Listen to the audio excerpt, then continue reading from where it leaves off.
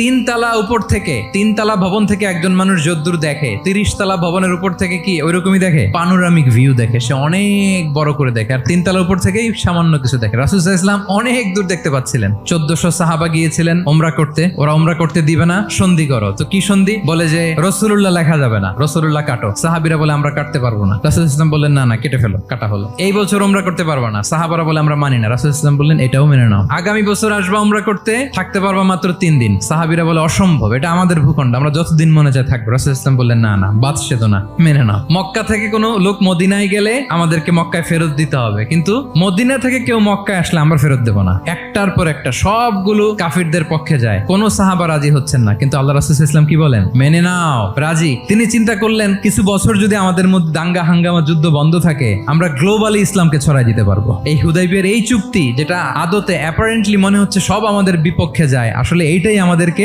ভূমি ধস জয় এনে দিবে, এবং সেটাই হয়েছে। আল্লাহ তাআলা এই পৃথিবীটাকে ফোল্ড করে ছোট রেপ্লিকা বানিয়ে আমার সামনে তুলে ধরেছেন। আমি পৃথিবীর প্রাচ্য পাশ্চাত্য সবটুকুন দেখেছি, আর আমি যদ্দূর দেখেছি ঠিক তদ্দূর জায়গায় আল্লাহ তাআলা লা ইলাহার বাণী পৌঁছে দিবে। এমন কোন কাঁচা ঘর, পাকা ঘর, কোন জঙ্গল, কোন পাহাড়, কোন ভূখণ্ড, এই পৃথিবীতে এমন কোন জনপদ থাকবে না যেখানে ইসলামের বাণী পৌঁছবে না। সে 1400 বছর আগের কথা।